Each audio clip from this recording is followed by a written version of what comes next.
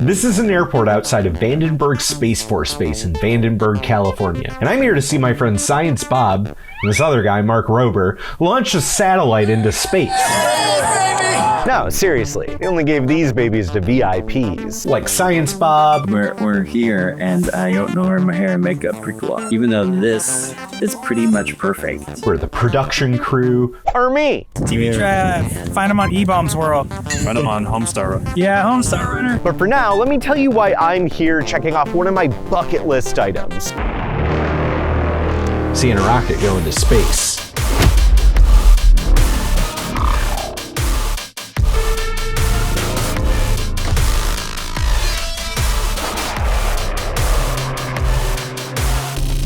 Now it's CrunchLabs.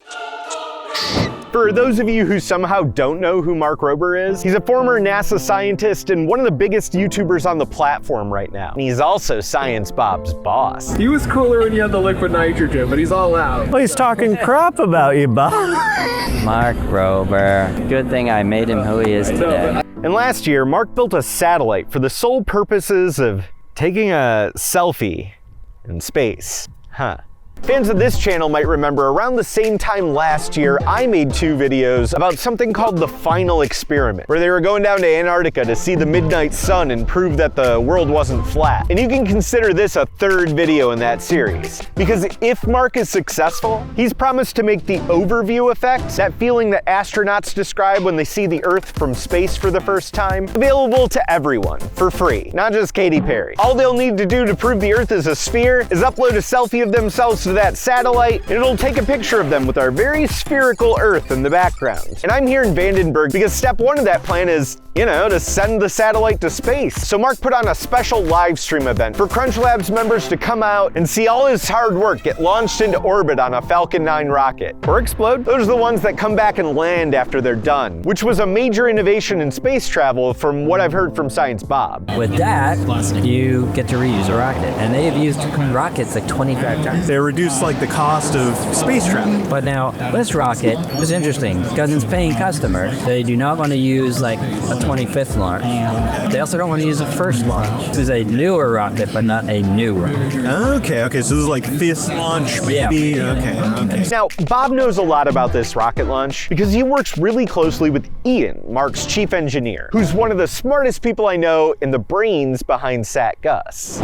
I joined the satellite team back in 2023 when we had identified the satellite partner, Tyvek International, based out of Italy, and we were in need of finalizing the details on the payload. The payload is the part of the satellite that does the thing. So in our case, it's the Google Pixel 7 Pro, powered by a Raspberry Pi CM4, and of course the camera, and then associated power supplies and other things. The hardest part about working on SatGus was the unknown unknowns. There's things you know, there's things you don't know, there's things you don't know that you don't know.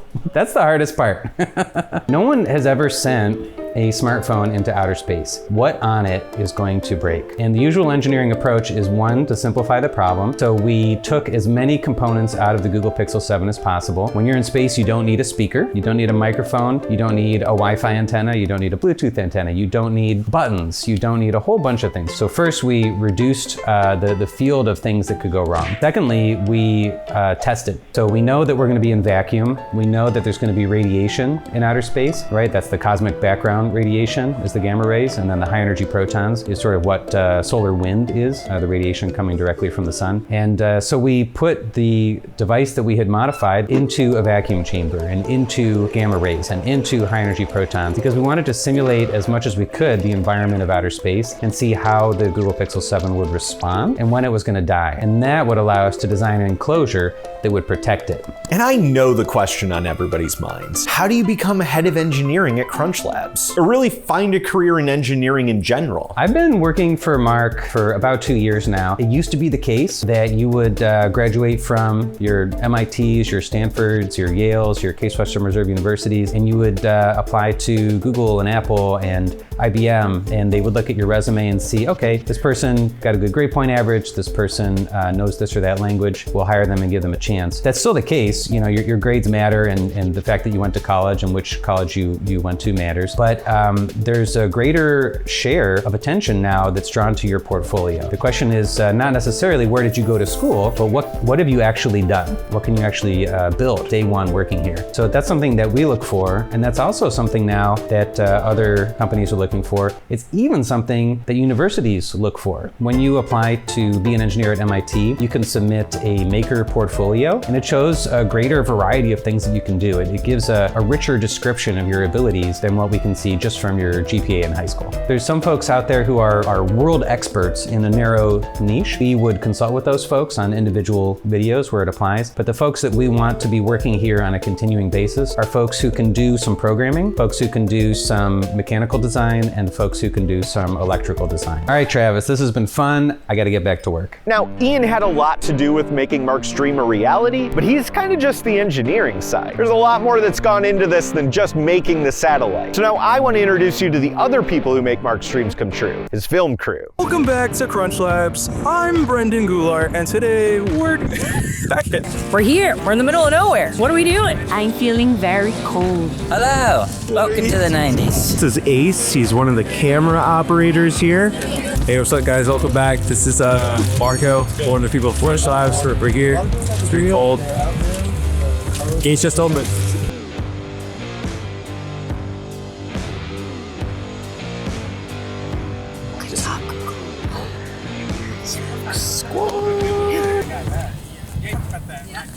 Alright, I've come to give you a MacBook Pro. Whoa. Thank you. You're welcome. Like I said, I'm a very important person. BTS guy. There's a lot of people filming this event, but not a lot of people filming the filming of this event, you know? So let's start at the top with the person who's in charge of filming all of Mark's videos. Haley, the head of production at CrunchLabs. How do you do it? How do you keep everything in your brain? First off is checklist by checklist, and then I have a checklist for my other checklist. Okay. At the same time, I also have the best team in the world. Right people in place. Wow.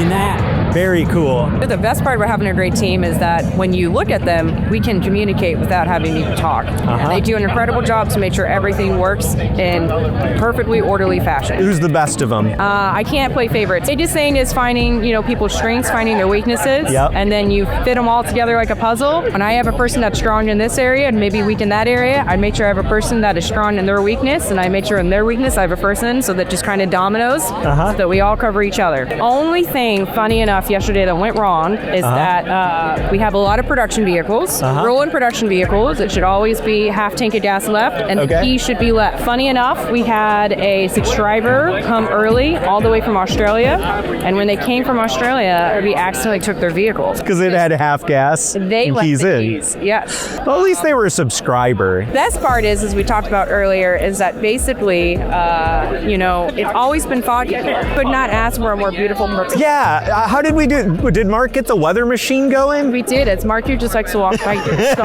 it's cool. That's Marcu. He's also an incredible soul. In addition to being an incredible soul, Marcu is, I'm not actually sure what his job is at CrunchLabs. Well, I'll just let him explain it. Yeah, so the layout of the event, what we need, who comes, all the people, all the things, all the food, I develop the video projects. So when we're coming up with a video, I'll develop I'll work with Mark to develop the concept, and Mark and Addie, and then we'll go out into the world and find, we want to make a video with, Zipline, like we did our Zipline. Yeah. It's like, okay, get in touch with Zipline. Then we're looking at what their operation is in Africa. And, what do we want to shoot? What do we want to do? Then I run the engineering team as well. With Ian. Anytime a build comes up, I'm in there helping people design it and build it. But then also art, so I make it look good. That's what Marcu's really good at, is the art stuff, making it look good. Yeah. The engineering kind of happened by accident. That's how you got your start, right? Was doing art department stuff in Hollywood?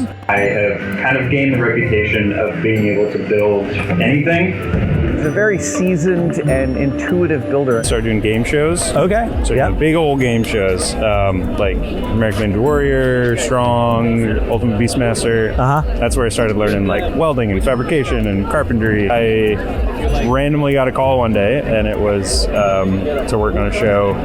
It sounded suspiciously like Mythbuster, and I was like, "This sounds," and they're like, "Well, yeah." So then I did a Mythbusters spin-off with Netflix. I met all the Mythbusters folks, and they were incredible, and I loved doing that. And that was probably my favorite show growing up. Oh yeah, same. Let this opportunity pass by. Yeah, then did Mythbusters Junior, the Savage Wilds, shows with that whole crew, and then that's how I met Mark. Adam introduced me to Mark. Oh, nice. Yeah, for the squirrel video 1.0. Yeah, originally it was we were going to shoot Revengineers. And then COVID happened. Yeah. Hollywood shut down. Everything shut down. Everything shut down, yeah. He was like, well, I got squirrels. No, he hit me up and he was like, oh, I think about doing this like squirrel obstacle course. I submitted some jokey, funny stuff, and he really liked it. I was like, oh, okay, this might work out. Oh, back when I was 5, I ate grass mostly, and I definitely put some werewolves in my mouth. Oh, that. Next up is one of the single most talented and hardworking people that I know, Mark's director, Adi. I do not like being in front of camera, but for you, you've been on my channel before. I have? Yeah, in my octopus video. Oh, that's right. This is one nice video. If you guys have more, so please don't look. This entire thing comprises of 4 different big events, where you're calling a lot of people, put a satellite on a rocket. So that's number 2. Number 3, we're filming a video for the main channel about the launch and everything. That's number 3. The 4 was the live stream. This is a combination of a lot of people. I am helping direct really one of them, maybe 2, but a little bit of the live stream. If you watch the satellite video of how we built the satellite, this is going to be the video about how we launch it, get it into space. 2017 minutes and 44 seconds from the time of launch. So from then, 2 hours, 17 minutes and 44 seconds, this is when our little thing will launch. It's 82nd in line. Yo, dude! Oh, it's Edgar! So if you guys don't know, Edgar is literally the one. He came in and he's completely destroyed this scene. Edgar is part of our team as well, and to keep us no idea we're filming.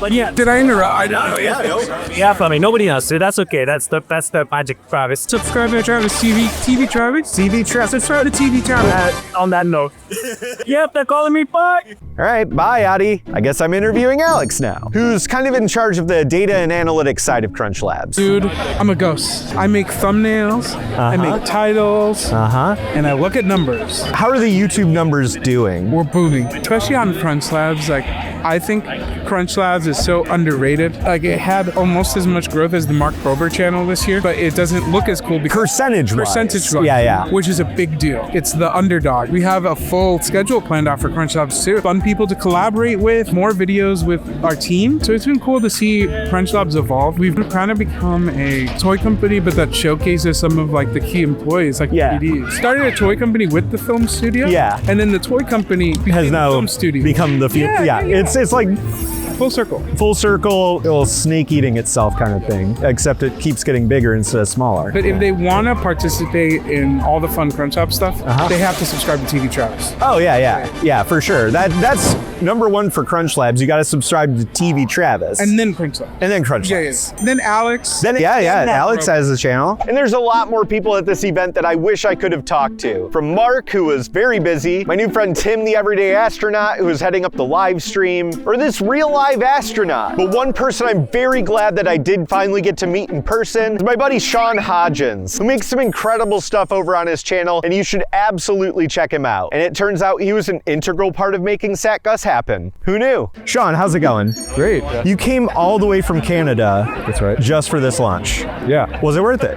Oh, absolutely. Nice. First launch. This was your first one too. I've seen so many streams. Yeah, same. It's like now I think I just need to start going to launch. Exactly, yeah. I was just talking to Marcu and he was like, oh, I got to get up closer now. From the sound waves. I think we need to get like a whole crew together and go to Florida or something. Yeah. I actually had some hardware on that satellite. Oh, did you really? Yeah. Wait, hold on. Outside of CrunchLabs? No. Oh, like in the satellite? On SatGus, I made a little circuit board that runs the Google Pixel. Oh, I didn't know that. It connects to the, yeah. Oh, nice. I actually soldered it in my shop and sent it off to Italy. Oh, that's so cool. Crazy. Dude, congrats. Thanks. That's incredible, yeah. Made a part that's on the SatGus. And I could have kept talking to my friends at CrunchLabs all the way up until it was time for the rocket to launch, which, no more interviews, it's time for the launch.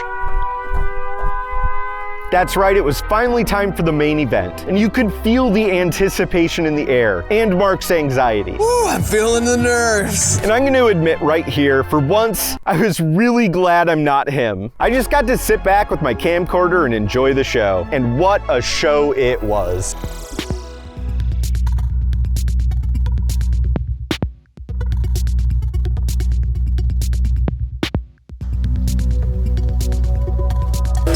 We're live. That's a big moment. We're live. You guys ready for a rocket launch?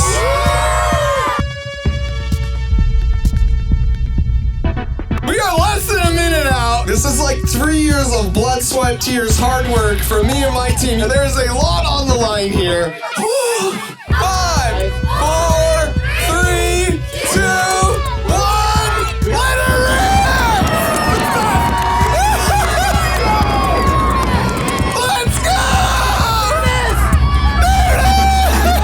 Ascending on 9 Merlin engines, propelling it into space. Look at that. It's glowing extremely bright because of the carbon being burnt off in the kerosene. It's almost as bright as the sun. That's the rumble I'm talking about. That's the rumble. And the booster is turning around right now. And it's going to light its engines again for the boost back burn. There it is. You can start to see that extra exhaust going almost the wrong way. That's the booster coming home, guys. Wow. Turn on those engines. Wow. But it waits until the last second. There it is! So it is about to land, and you'll see on the screens, it's about to touch down. It's deploying its landing legs. Right there, landing legs deployed. And right about when it touches down is probably when we'll hear the sonic boom. So get ready. Here it comes. Touchdown! Yeah, baby, here comes the sonic booms. Wait for it. Maybe science doesn't work.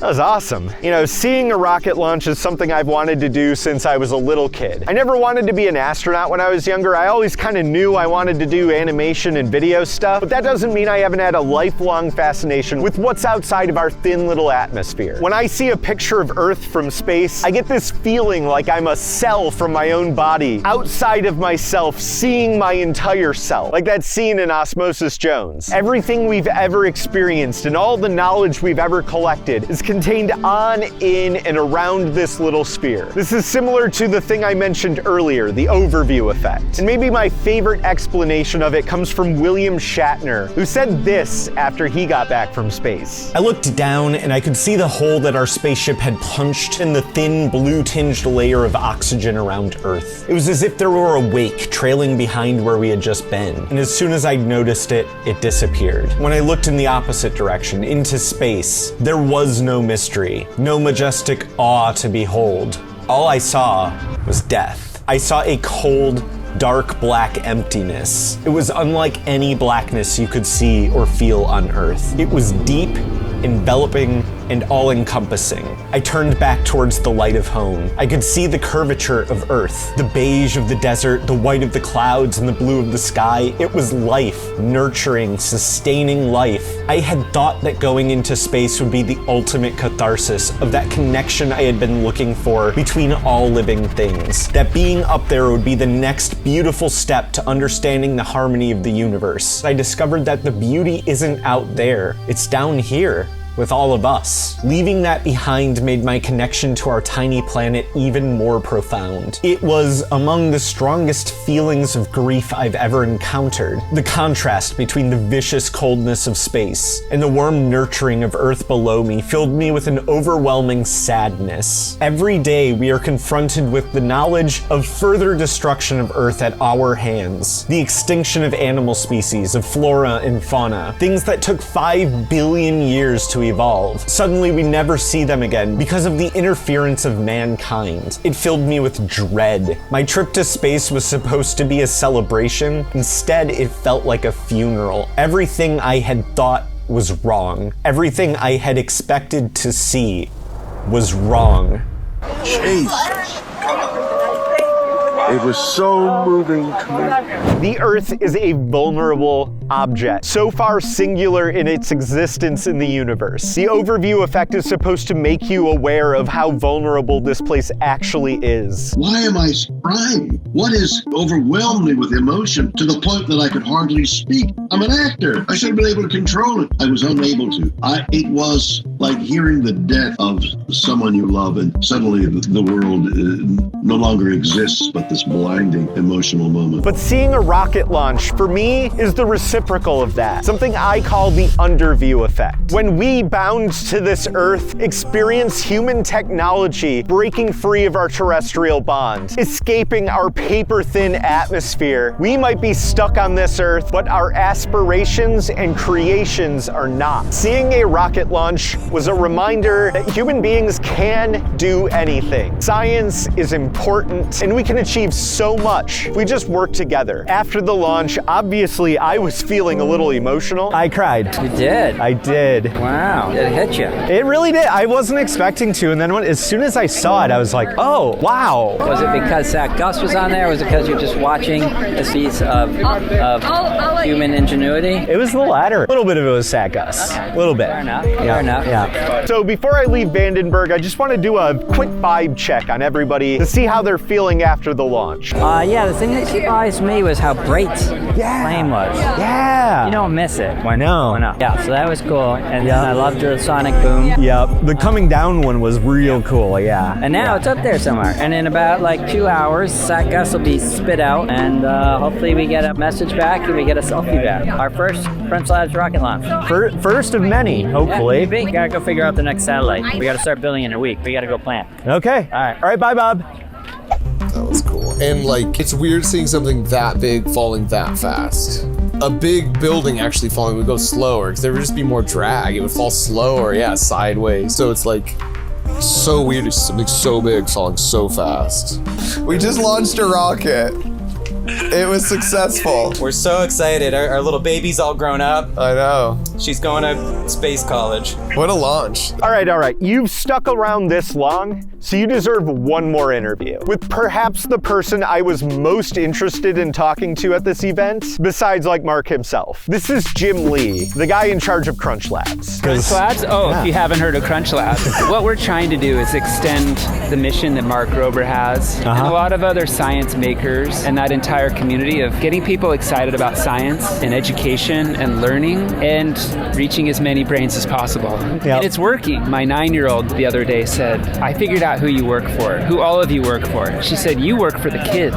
And I kind of broke down because I'm like, she figured that out. And I told her that was really insightful. And she's like, duh, it's obvious, Dad. But really, it is actually an insightful thing because we're trying to do this to help kids have these experiences and exposure to STEM careers that they don't have otherwise. And that's really important to all of us. And also like starting with that entertainment and that spark. That's what CrunchLabs is. It reflects Mark and the broader science maker creator community. You get so kind of like caught up at work with what you're doing, but like coming out to events like this, it's like, oh yeah, I am making a difference in the world. We're doing it as a team and as a community, which is really cool. Now, like I said, this was just one part of a larger journey that Mark has been on to send a satellite to space and beam some selfie pictures down to people. So go check out his video to see how all the drama played out after this. You know, why not? I'll spoil it a little bit. Here's a little preview of my own space selfie. And on the way back from Vandenberg, I snapped this picture. And you tell me, does that look like a happy face?